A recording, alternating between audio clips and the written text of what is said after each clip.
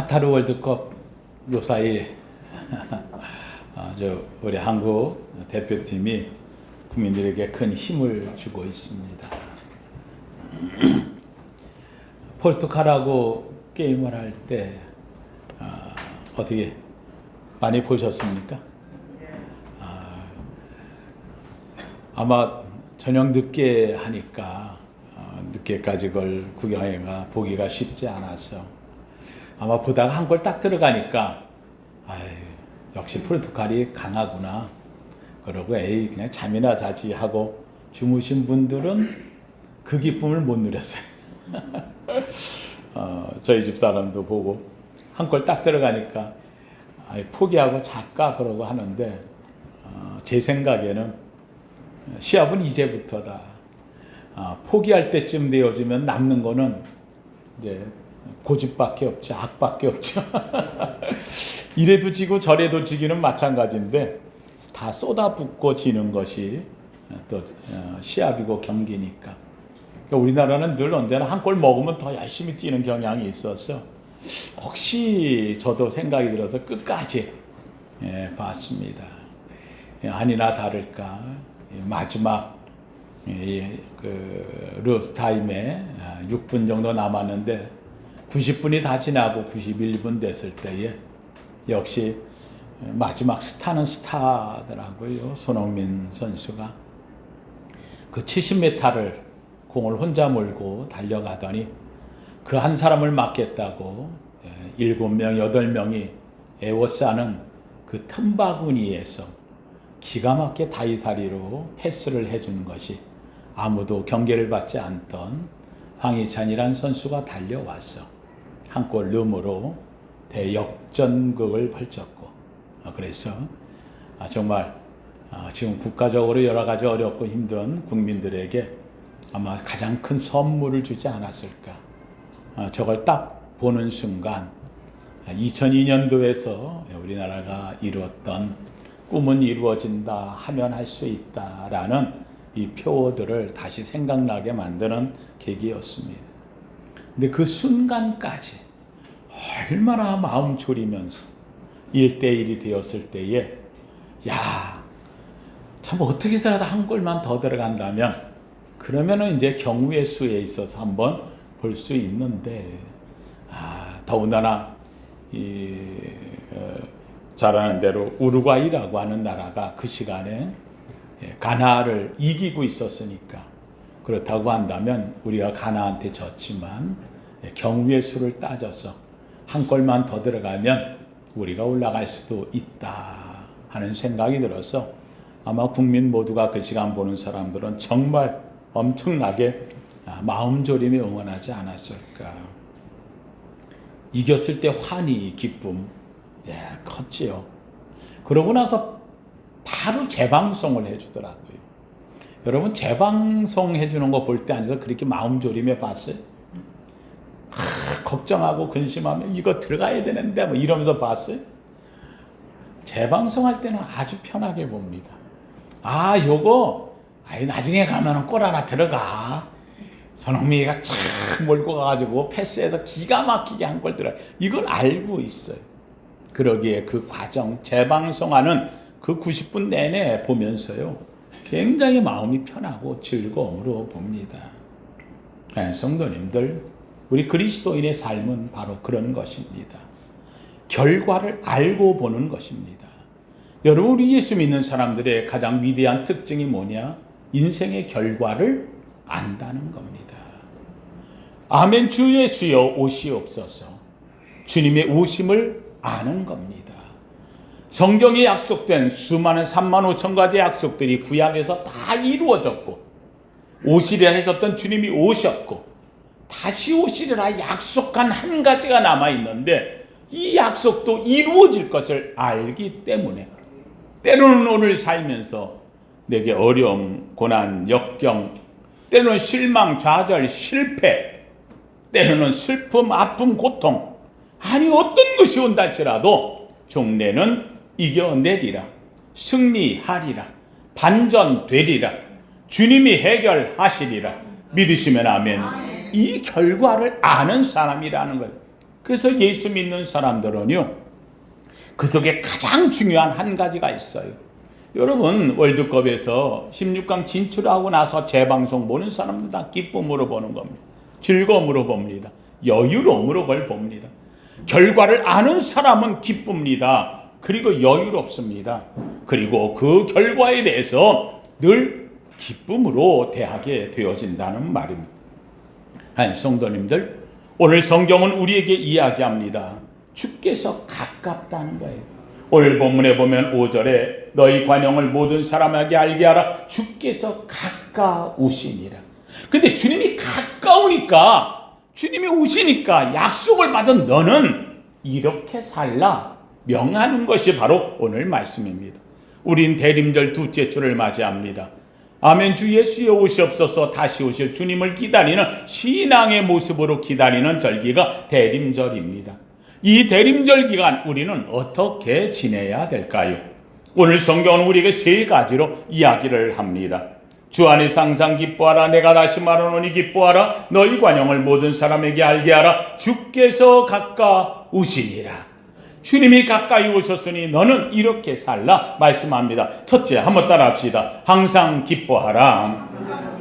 네, 다시 한번 합시다. 주 안에서 항상 기뻐하라.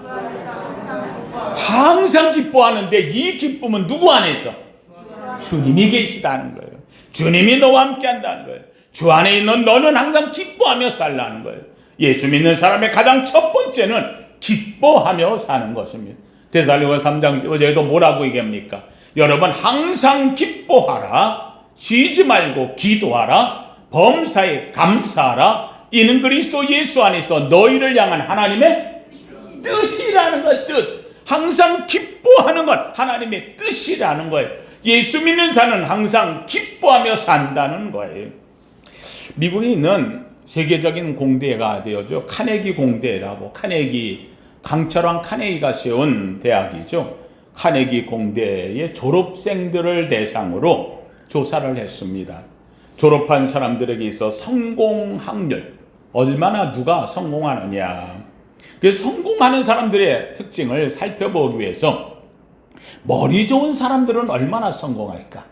그래서 IQ가 뛰어나고, 워낙 거기에 오는 학생들이 뛰어난 학생들이 오니까 머리 좋고 IQ 좋고 뛰어난 머리를 갖고 있는 이런 학생들, 재밌게도 그 성공 확률이 15%에 불과하다는 겁니다. 뛰어난 머리를 갖고 있는데 그들에게 성공 확률은 15% 이내에 불과하다는 사실을 알아냈습니다. 근데 재밌게도 85%에 성공하는 사람들이 있다는 거예요. 이 학교 출신자들로 보니까 대부분 85%는 이것 때문에 성공하다라는 거예요. 그게 무엇이냐? 그것은 인과관계가 좋은 사람들이다. 사람과의 관계가 좋은 사람들이 성공하더라. 그럼 인간관계에 있어서 인간관계 좋다고 하는 그 기준이 뭘까? 뭘 갖고 인간관계가 좋다고 할까? 사실 사람이라는 게 처음에 만나는 관계가 있잖아요. 여기서 어떻게 하는 것이 인간관계를 좋게 만드는 사람들일까? 이것을 조사했더니 재밌게도 인간관계의 기준이 얼마나 잘 웃느냐라는 겁니다. 얼마나 잘 웃느냐. 처음 만나는 사람 누구를 만나든지 그 사람의 얼굴에서 미소가 나오고 웃음이 뜨면 그 사람은 일단 착한 사람, 선한 사람 인식이 들어오더라는 사실입니다. 사람과의 사이에서 잘 웃고 지내는 것, 이거는 그 속에 기쁨이 있기 때문에 그냥 웃지 못한다는 거예요. 인간관계에 성공하는 대표적인 것은 그 사람이 웃을 때에 그 사람의 마음에는 이미 기쁨이 충만해서 그 사람 만나면 즐거워지고 행복해지더라는 사실입니다.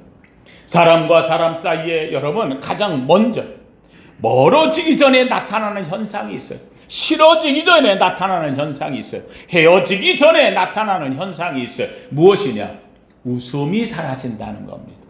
만났을 때에 웃고 즐거웠던 사이가 어느 사이인가 웃음이 사라져버리는 사이가 되어지면 그때부터는 점점 관계가 끊어지기 시작하는 관계라는 겁니다. 헤어지는 사람들의 특징의 가장 중요한 것, 그들이 하는 말임을 만나서 웃을 일이 없다는 겁니다. 이제는 남으로 변해버렸다는 사실입니다. 웃을 일이 친구가 아니라는 겁니다. 연인이 아니라는 겁니다. 이제부터 남보다 못한 사이가 되어서 만나봐야 웃을 일이 없어, 재미가 없어, 기쁨이 없어. 그러니 그때부터는 헤어짐의 징조가 나타나기 시작한다는 겁니다. 고객들과 만났을 때 이 고객들을 만나면서 웃음을 줄 수 있는 사람이라면 그 사람에게는 탁월한 성과가 나온다는 겁니다. 그래서 많은 이 회사들에서 마케팅을 할 적에 직원을 뽑을 때 그 직원을 뽑는 첫 번째가 뭐냐? 얼마나 미소를 갖고 있느냐가 가장 중요한 기준이 된다는 사실입니다. 웃음은 인간관계의 핵심이 되어집니다. 잘 웃고 유머 있는 사람, 이 사람은 그 자체로 매력이 있다라고 표현을 하고 있다는 말입니다. 한 성도님들, 그런 면에서 보면 그리스도인들은 매력 있는 사람입니다. 예수 믿는다는 것 자체가 이미 큰 매력을 지니고 있는 사람입니다. 여러분, 하나님이 아담과 하와를 만들 때 아담을 지으면서 매력 있게 짓지 않았겠습니까? 아담을 지으면서 그에게 하나님의 형상을 담고 그에게 생기를 불어넣어 생명이 되게 만든 사람, 그는 큰 매력을 가진 사람이었습니다. 그래서 하와가 왔을 때 하와를 향하여서 매력을 발산하는 인물입니다. 웃으며 미소를 짓고 시를 표현하면서 그대는 내 살 중에 살이라고 유머롭고 가장 아름다운 모습으로 드러냈던 인물이 바로 아담이었습니다. 재밌게도 이 아담이 죄를 범하고 나서 잊어버린 것이 있다면 웃음을 잃어버린 자가 되었습니다. 숨어서 양쪽에 풀밭에 들어가 있는데 웃음을 잃어버리고 두렵고 떨림으로 무서워서 하나님의 소리를 듣고도 아담아 내가 어디 있느냐, 내가 죄를 범하였으므로 숲 속에 숨었나이다. 웃음을 잃어버린 자로 근심 걱정에 되어버린 자가 되고 말았다는 말입니다.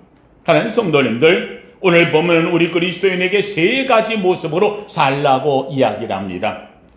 첫 번째로 이야기한 대로 바로 항상 기뻐하라. 기뻐하되 주 안에서 기뻐하라. 한번 따라 합시다. 나는 주님 때문에 기쁩니다. 믿으시면 아멘. 주님 때문에 기뻐하는 거예요. 오죽하면 본문에 또다시 얘기합니다. 기뻐하라 얘기하고 다시 말하노니 기뻐하라.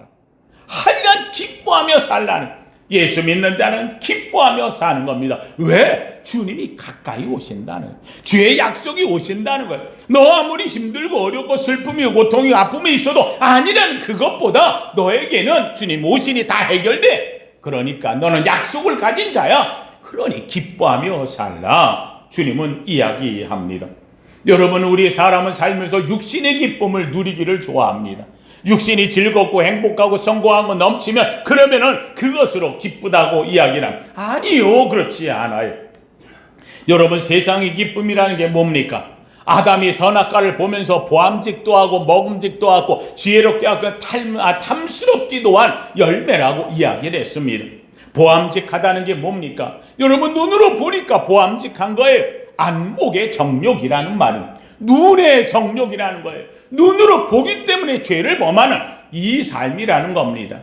먹음직스럽다고 하는 것이 무엇입니까? 육신의 정욕입니다. 다 먹어치우는 거 아닙니까? 여러분, 세상에 살면서 이것저것 다 먹어치우려고 사는 게 인간의 모습처럼 탐욕이 가득 차버린 것, 결국은 이건 육신의 정욕이 되어집니다. 지혜롭게 할 만큼 탐스럽다고 이야기합니다. 이게 무엇입니까? 이생의 자랑입니다. 그거 가지면은 내가 뭔가 다 될 것 같아요. 그래서 이생의 자랑으로 그것을 취합니다. 그래서 선악과를 따먹은 것이 안목의 정욕이요, 육신의 정욕이요, 이생의 자랑으로 그것을 취한 결과가 그는 죄된 인생으로 빠져버리고 말았다는 겁니다. 하나님 성도들, 이것이 세상적 기쁨입니다. 세상의 기쁨, 육신의 기쁨이라고 하는 것은, 이것은 그 사람의 시간과 환경에 따라서 달라진다라고 말하는 겁니다. 여러분, 살면서 지금까지 살아온 삶을 한번 돌이켜 보십시오. 여러분, 맑아서 기쁜 날이 있었는데 비가 오고 흐려가지고 슬픈 날이 있었습니다. 건강해서 기쁜 날이 있었는데 몸이 아프고 병들어서 슬픈 날이 찾아왔습니다. 순탄하고 형통해서 기쁜 날이 있었는데 어느덧 내게 있어가지고 역경의 날, 고통의 날이 찾아와서 슬픔과 눈물 짓는 날이 찾아왔습니다. 젊을 때는 뭔가 다 알 것 같아가지고 기뻤는데 나이가 들고 보니 늙어가지고 이제는 맥 빠지고 힘없는 것 같아 낙심되어져서 세상 낙이 없는 인생이 되어 슬픈 날이 찾아왔습니다. 내가 살 때는 기뻐서 마음껏 살 것 같았는데 어느 사이인가 죽을 날이 되어지고 보니까 내 몸에 찾아온 것을 온갖 다 떠나버리고 슬픔만 내게 남아있는 인생이 되고 말았습니다. 떠오르는 태양을 보고 기뻐서 내가 뭔가를 해볼까 또 하루를 시작하지만 지는 태양을 보면서 석양에 내 인생이 황홀을 맞이한 것 같아 슬픈 인생에 사로잡히는 것이 바로 인생의 모습입니다. 때와 시에 따라서 우리는 기쁨과 슬픔이 교차하며 우리 앞에 나타납니다. 이것이 기쁜 줄 알았는데 지나고 보니 그것이 슬픔이었고 오히려 내 인생에 해가 되는 경우를 얼마나 많이 맞이하는지 모릅니다. 그런데 사랑하는 성도님들, 오늘 주님은 이야기합니다. 주 안에서 항상 기뻐하라. 주님 때문에 기뻐하며 살라. 사랑하는 성도님들, 주님으로 사는 우리의 삶은 세상의 변화와 관계가 없다는 말입니다. 맑은 날에도 기뻐하지만 흐린 날에도 감사하며 사는 겁니다. 건강할 때도 기쁘지만 병들었을 적에는 하나님의 뜻을 알며 내 인생에 지금까지 계신 은혜 감사하며 감격하고 사는 것입니다. 순탄한 날에도 형통되어 감사하지만 역경한 날에는 하나님 이걸로 인하여 주님 다시 새로운 날을 주실 줄로 믿습니다. 전화위복으로 만들 줄로 믿습니다. 합력하여 선이 이룰 줄로 믿습니다. 이것 때문에 주 안에서 감사하며 사는 겁니다. 젊을 때에는 젊어서 내가 기쁨으로 살았지만 나이가 들고 보니 어느 사이 내 머리가 휘어져도 하나님이 내게 지혜를 주었고 삶의 교훈을 주셨으니 인생을 말할 수 있어 감사합니다 사는 것입니다. 살 때도 기쁘지만 죽을 때가 되어져도 주 앞에 갈 수 있으니 천국문이 열렸어요. 그래서 주 앞에 가는 것이 기쁜 날입니다. 그래서 그는 유언을 합니다. 내가 마지막 죽음을 죽는 순간에 거기에다가 축 천국 환송이라고 써달라고 얘기할 수 있는 이유는 바로 마지막 죽음의 순간에도 하나님 앞에 가는 기쁨이 내 안에 있기 때문이라는 것. 하나님의 은혜가 우리 안에 있습니다. 구원의 감격을 갖고 사는 기쁨이 있습니다. 난 하나님의 자녀가 되었다고 하는 주 안에서의 기쁨이 있습니다. 나는 하늘의 천국 열쇠를 소망을 갖고 사는 믿음의 사람입니다. 내가 열면 열리고 내가 닫히면 닫을 수 있는 하나님의 능력을 은혜를 주셨다고 믿기 때문에 하나님 안에서 난 할 수 있습니다. 예, I can do in Jesus Christ. 나는 예수 안에서 할 수 있다. 왜? 하나님이 내게 천국 열쇠를 주셨다는 말씀입니다. 그러기에 나는 하늘의 비밀을 갖고 삽니다. 세상 사람이 갖지 못한 비밀이 내 안에 가득 들어있어요. 이 은혜가 얼마나 감사한지. 그래서 이 하늘의 비밀 때문에 내 속에서 우러나오는 것이 나는 감출 수가 없어요. 그래서 웃고 사는 겁니다. 기쁘게 사는 겁니다. 즐거워 사는 겁니다. 누가 묻습니다. 당신은 이 어려운 때에 힘들 때에 내가 봐도 당신은 탄식할 텐데 뭐 이렇게 뭔 일이 좋은 일이 있다고 웃느냐고. 맞아요. 당신이 볼 땐 탄식이에요. 당신이 볼 땐 좌절해. 당신이 볼 땐 낭망해. 그러나 나는 내 안에 예수가 있어요. 나는 예수 믿는 재미로 삽니다. 예수 때문에 즐거움으로 삽니다. 주님이 주시는 기쁨으로 삽니다. 이걸 우리는 고백하며 사는 것입니다. 하나님 성도님들, 우리는 믿는 자는요 그 배에서 생수의 강이 흘러 넘친다고 했습니다. 세상이 주는 것이 아닙니다. 예수 믿는 성령의 생수의 강이 내 배에서부터 솟아오르는데 이게 넘쳐서 입술로 폭발쳐 나올 때에 그의 얼굴에는 웃음이 가득하고 기쁨이 넘치고 입술에는 하나님의 말씀으로 채우는 축복된 주인공이 될 줄로 믿습니다. 바로 이것이 우리 성도들이 갖는 첫 번째 주의 오심을 기다리는 자의 항상 기뻐하심이라 라고 하는 말씀이 되어집니다. 다시 한번 말합니다. 사랑하는 성도님들, 우리 그리스도인들, 이 대림절 주의 오심을 기다리는 사랑하는 성도들, 정말 주의 오심을 기다리는 우리라면 우리 안에는 기쁨이 넘쳐야 됩니다. 다시 한번 성경이 말합니다. 주 안에서 항상 기뻐하라. 내가 다시 말하노니 기뻐하라. 하나님의 명령입니다. 주님을 인하여 기뻐하며 사는 여러분 되기를 주의 이름으로 축원합니다. 두 번째는 오늘 본문 속에 이렇게 말합니다. 5절 말씀에 너희 관용을 모든 사람에게 알게 하라. 주께서 가까우시니라. 관용하며 살라는 겁니다. 너의 관용을 모든 사람에게 알게 하라는 말입니다. 관용이 어디에서 나옵니까? 사랑하는 성도, 내 속에 기쁨이 없는데, 슬픈데, 우라통 터지는데, 내 속에 낙심되는데, 좌절하는데, 불만 있는데, 원망이 가득한데, 그런데 내가 누굴 관용할 수 있겠습니까? 아니요, 그렇지 않아요. 내 속에 기쁨이 넘치기 때문에, 우리말에 그런 말이 있어요. 광에서 인심 난다고. 기쁨이 넘치기 때문에 그에게 잘 넘치게 해주는 겁니다. 포용해 주는 겁니다. 받아들여주는 겁니다. 관용이 넘치는 겁니다. 거지들도 잔치집에 가면은 그래도 그 잔치 음식을 얻어올 수 있는 겁니다. 그날은 쪽박을 안 깹니다. 누구나 와서 그들 다 넘치게 해주기를 원하는 겁니다. 하나님 성도님들, 오늘 우리의 모습은 바로 겁니다. 내 안에 기쁨이 넘치기에 밖으로는 관용에 가득 차게 된다는 말입니다. 예수 믿는 사람들은 그 안에 주님의 기쁨이 충만합니다. 그래서 이것이 내 입에서 나올 적에는요, 용서가 됩니다. 사랑이 됩니다. 기쁨이 됩니다. 포용이 되어집니다. 넉넉함이 되어집니다. 그리고 사랑하게 되어진다는 말입니다. 저는 원합니다. 우리 사랑하는 성도님들이 이 기쁨이 충만한 그 마음을 가지고 입술에는 관용이 넘쳐나기를 주의 이름으로 축원합니다. 오늘 본문에 말합니다. 너희 관용을 모든 사람에게 알게 하라. 주님을 기다리는 사람은 넉넉함으로, 관용함으로, 사랑함으로, 포용함으로 그들을 받아들일 줄 아는 넉넉한 가슴을 갖고 사는 사람들이 되어진다는 말입니다. 축구 얘기 한번 더 하겠습니다. 사랑하는 성도님, 이번에 우리나라가 포르투갈하고 하고서 2대1로 이겼습니다. 2대1 이기면 우리나라가 올라갈 수 있어요? 못 올라가요? 안 되는 거예요. 우리 힘으로는 못 올라가요. 그럼 어떻게 해야 되느냐? 우루과이와 가나. 우리는 가나에게 2대0으로 졌잖아요. 그렇죠? 가나에게 졌으니까 그렇다고 한다면 이제 우루과이가 가나를 이겨줘야 됩니다. 근데 같이 시합하는 똑같은 현장에서 우루과이가 가나를 2대0으로 이기고 있어요. 얼마나 감사합니까? 2대0으로 이기고 있어요. 그러니까 우루과이는 2대0으로 이기니까 자기들이 올라가는 건 당연한 거지요. 근데 우리 입장에서는 우리가 포르투갈만 이기기만 하면 그러면은 우루과이하고 이러면 따져볼 필요가 있는 거예요. 근데 이게 마지막 시간까지 가는 동안 우리가 계속 밀리고 있는 거예요. 포르투갈이 워낙 잘하니까. 그러니까 이 우루과이에서는 이제 다음 게임을 준비해야 되니까 그러면은 거기에 최고의 선수, 우리나라 손흥민보다도 어마어마한 연봉을 받고 다니는 잘하는데 아르헨티나 메시의 급으로 가는 수아레스라고 하는 선수가 있어요. 우루과이의 최고의 선수 수아레스. 그런데 이 선수를 빼요. 쉬게 하는 거예요. 그 수아레스를 빼고 2대0으로 이기고 있으니까 자기도 올라간다 생각을 한 거예요. 근데 이게 웬일이에요? 91분에 우리가 한 골을 넣음으로 2대1이 된 거예요. 이렇게 되고 나니까 우루과이가 지금 떨어질 판이 되어졌어요. 우루과이가 2대0이 됐다고 천천히 하고 있었는데 이게 떨어질 때가 떨어지게 됐다. 우리보다 밀린다 되고 나니까 이 우루과이가 불똥이 튄 거예요. 악착같이 이제는 공격해도 이겨야 된다. 그런데 이 말이 가나 선수들에게 들린 거예요. 코리아가 이겼다는 거예요. 2대1로 지금 되고 있다는 거예요. 그래서 지금 여기 아직 남은 게 6분이 남았다는 거예요.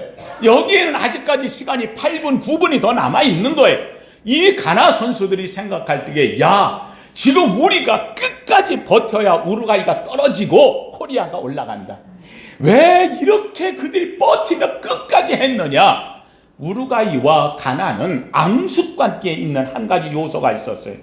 요게 2010년도에 남아공 올림픽이라고 하는 남아공 월드컵이라는 월드컵에서 이 우루과이와 가나가 만났는데 우루과이가 공격을 해가지고 막 양쪽이 공격하죠. 그런데 가나 선수가 헤딩으로 해서 공을 하나 집어넣는데 골키퍼가 지났어요. 골이 들어가는 거예요. 그런데 이 수아레스라고 아까 얘기한 이 그때는 젊은 선수죠. 수아레스라는 우루과이의 최고의 선수가 이 들어와가지고 골대 앞에서 그걸 손으로 쳐내버렸어요. 손으로 쳐내버리니까 이 수아레스는 핸드볼 반칙이 돼가지고 퇴장을 당하고 그러고 나서는 가나 선수가 페널티킥을 찾는데 이게 그만 골대를 맞고 나가버렸어요. 이 일로 인해 가지고 우루과이는 올라가게 되어지고 가나가 떨어졌어요. 아니, 골대 앞에서 세상에 손으로 쳐내는 이런 반칙하는 게 어디 있어? 이러니까는 그래서 요번에 이제 2022년 월드컵 지금 열리는데 수아레스한테 거기다 대고서 인터뷰를 했어요. 당신이 2010년 요번에 우루과이와 가나가 만나니까 당신이 2010년도에 남아공에서 할 때 손으로 쳐낸 게 있지 않습니까? 그거는 반칙도 그렇게 비신사적 반칙하면 안 되는데 그걸로 인해서 결국 당신 팀이 이기긴 했지만 가나한테는 미안하지 않느냐, 사과할 용의가 없느냐라고 인터뷰를 했어요. 그랬더니 이 수아레스가 하는 말이 내가 왜 사과를 하느냐, 자기들이 페널티킥을 못 넣은 게 문제지 내가 쳐낸 게 문제냐 라고 이야기를 했어요. 여러분, 가나 입장에서는 다 말되지만 가나 입장에서는 어때요? 되게 기분 나쁜 얘기예요. 아니, 그래 그때 내가 젊어서 우리가 이기려고 열심히 하려고 하다 손을 쳐냈는데 사실은 손 쳐내는 것은 좋은 건 아닙니다. 미안합니다. 한마디만 했더라면은 그러면 넉넉하게 하고 수아레스도 인격이 부화되고 될 텐데 요번에 그 말을 하는 바람에 수아레스가 벤치를 나갔잖아요. 요번에 월드컵 마지막 경기예요. 이 수아레스가 이제 다시 월드컵 못 나가요. 그런데 그 말이 이 가나에 들려진 거예요. 인터뷰가 나왔어요. 가나의 국민들이 다 들고 일어나는 거예요. 다 돼도 수아레스는 월드컵 16강 나가면 안 된다는 거예요. 국민들이 난리가 난 거예요. 이 말이 한국이 마지막 한 골을 넣고 2대1이 됐다는 말을 딱 뜨는 순간 가나의 주장이 자기의 선수들을 프리킥 시간에 모아놓고 한마디 했어요. 코리아가 2대1이라고 한다. 우리가 여기서 우루과이를 2대0으로 끝까지 막으면 그러면 코리아가 올라가고 수아레스는 못 간다. 이 한마디 때문에 이 가나의 선수들이요, 마지막 지친 시간에 생명을 걸고 정말 골키퍼도 난리치고 막 온통 다 해가지고 결국은 가나가 막았어요. 누구 덕분에? 수아레스 덕분에. 수아레스의 말 한마디가 가나를 흔들어 놓았고 이 결과가 우리에게는 유익이 되어졌던 것이요. 성도님, 말 한마디가 이렇게 무서운 거예요. 차라리 거기서 말할 적에 저는 그거에 대해서는 죄송하지만 말 안 하겠습니다 라고 한마디를 해서 좀 살짝만 중간만 지켰어도 문제가 되는데 왜 내가 잘못됐다고 말합니까?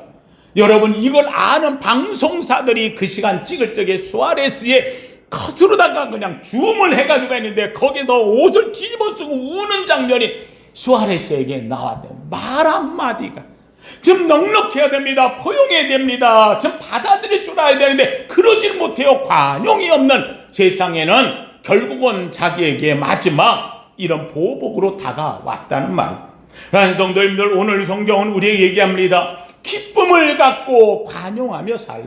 넉넉함으로 살라. 사랑하는 성도님들, 내가 예수 믿기 때문에 내가 가정에 관용합니다. 남편의 허물을 용서합니다. 아내의 부족함을 채워줍니다. 자식의 때로는 부족함을 부모의 사랑으로 채워줍니다. 넉넉함으로 갑니다. 말을 해줍니다. 아니야, 너는 하나님이 사랑하시는 자야. 하나님이 너를 지키시는 자야. 하나님이 너를 돌보셔. 염려하지 마라. 두려워 말라. 내가 너와 함께함이라. 하나님은 너를 보배롭고 존귀하게 여겨 믿으시면 아멘.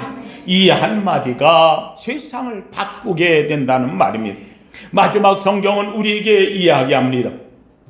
마지막 한마디, 주의 오심을 기다리는 사람이라고 한다면 기쁨을 갖고 관용하며 넉넉함으로 받아들이는 사랑의 마음으로 살되, 여러분, 살다 보면 힘들 때가 있어요. 어려울 때가 있어요. 이거 이길 수 있는 힘이 있다는 거예요. 뭐가 이기느냐? 오늘 본문에 이렇게 말합니다. 아무것도 염려하지 말고 다만 모든 일에 기도와 간구로 너희 구할 것을 하나님 감사함으로 하나님께 아뢰라. 여러분, 여기 중요한 말이 있어요. 아무것도 염려하지 말고. 한번 따라 합시다. 염려는 질병입니다. 할렐루야. 염려는 질병입니다. 염려는 바이러스입니다.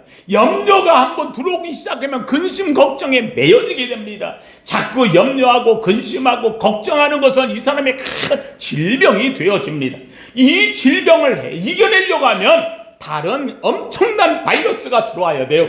이 바이러스는 바로 기도의 바이러스입니다. 기도가 내 안에 들어오면 나쁜 이 질병의 바이러스를 몰아내어주는 거예요. 한마디로 하면 기도는 우리 영혼의 항체입니다. 기도는 우리 영혼 속에 특양이 되어진다는 말씀입니다. 사랑하는 성도님들, 기도함으로 말미암아 결국은 내게 있는 모든 염려나 질병이나 때로는 내 속에 있는 불평이나 원망이 몰아내고 내 안에 다시 기쁨으로 채워질 줄로 믿습니다. 주님은 우리에게 이야기합니다. 염려할 것이 있느냐? 아니라는 거예요. 아무것도 염려하지 말고, 만약에 염려할이 있다고 한다면 모든 일에 기도와 간구로 너희의 필요한 것을 감사함으로 하나님께 아뢰라. 믿으시면 아멘. 사랑하는 성도님들, 말씀을 마칩니다. 사랑하는 성도님들이요, 우리의 삶 속에 가장 중요한 것이 있다고 한다면 바로 주의 오심을 기다리는 믿음입니다. 이 주님이 오신다는 사실을 알기 때문에 내 속에 기쁨이 충만하고, 이 기쁨이 넘치기 때문에 모든 사람에게 관용하며 웃음으로 가득 차고, 그리고는 내 속에 문제가 있을 때 나 이것 때문에 넘어지지 않아 기도함으로 바꾸어진다는 거예요. 사랑하는 성도, 제가 늘 하는 말이 있습니다. 한번 합시다. 기대하고 기도하고 기다리면 기적이 일어납니다. 믿으시면 아멘. 우리는 이 기도가 이런 위대함이 있어요. 주 앞에 왔을 때 주님이 살아계신 하나님, 난 주님 앞에 기도합니다. 그리고는 내가 주님 앞에 기다립니다. 주님의 기대를 갖고 기도했던 것이 기다리면 기적의 역사를 만들어낼 줄로 믿습니다. 하나님을 사랑하는 자, 곧 그 뜻대로 부르심을 입은 자들에게는 모든 것이 합력하여 선을 이루느니라. 내가 환난 중에도 즐거워하나니 환난은 인내를, 인내는 연단을, 연단은 소망을 이루느니라. 누가 이루느냐? 기도자가 이루어집니다. 성경에 나오는 66권 수많은 믿음의 위인들은 다 공통된 한 가지가 있다면, 위기 없는 사람이 없었어요. 어려움 없는 사람이 없었어요. 근심 걱정 없을 사람이 없었어요. 다 어려움을 만나요. 근데 그들에게 공통된 한 가지 특징은 뭐하는 사람? 기도하는 사람. 기도하는 사람. 기도하고 기다리는 거예요. 기도하고 기다리는 거예요. 기도는 기대를 갖는 거예요. 하나님 내게 어떻게 도와주시려고 기대를 갖고 기도하고 기다리면 기적이 일어납니다. 말씀을 마칩니다. 사랑하는 성도님들, 기쁨으로 충만하십시오. 관용의 마음으로 입술의 말씀으로 채우십시오. 그리고 아무것도 염려하지 말고 주님이 오십니다. 기도로 간구하십시오. 사랑하는 성도님, 여러분의 삶에 모든 지각에 뛰어난 창조의 하나님이 그리스도 예수 안에서 너희의 마음과 생각과 삶을 지킬 줄로 믿습니다. 이 믿음의 주인공 되기를 예수 이름으로 축원합니다. 축원합니다. 거룩하신 하나님 감사합니다. 주님, 주께서 가까우시니라. 그러니 항상 기뻐하라고, 그러니 항상 관용을 베풀며 살라고, 그러니 항상 기도하며 살라고. 그러면 예수 안에서 너희 마음과 생각을 하나님이 지키신다고 주여 말씀대로 되게 하여 주시옵소서. 대림절 주의 오심을 기다리는 아름다운 절기, 아멘. 주 예수여 오시옵소서. 주님의 기다리는 신실한 약속의 주인공으로 나아가게 하옵소서. 예수님 이름으로 기도하옵나이다. 아멘.